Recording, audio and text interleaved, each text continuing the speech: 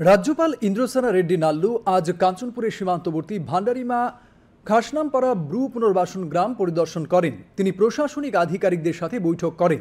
Bru জনগোষ্ঠীর সঙ্গে মত বিনিময় করেন তিনি। রাজ্যপাল বলেন, ব্রু সমাজ এখন রাজ্যের অবিচ্ছেদ্য অংশ। উত্তর জেলার জেলাশাসক চাঁদনী চন্দ্রন, কাঞ্চনপুর মহকুমা শাসক সহ প্রশাসনিক আধিকারিকরা উপস্থিত ছিলেন। खुशी की बात है कि थैंक यू सर।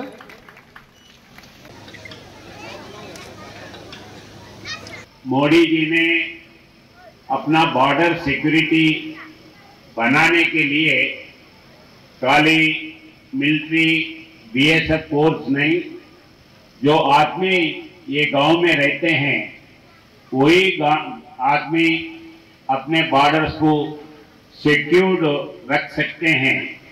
तो वैसे बॉर्डर विलेजेस जो है वो बॉर्डर विलेजेस के नाते ना कहते हुए अपन वो फर्स्ट विलेजेस है, वाइब्रेंट विलेजेस है। अगरतला के आजू बाजू जो गांव हैं या दिल्ली के बाजू जो गांव हैं, वो गांव में जो फैसिलिटीज है वो वैसे ही फैसिलिटीज ये वाइब्रेंट विलेजेस में भी रहना है।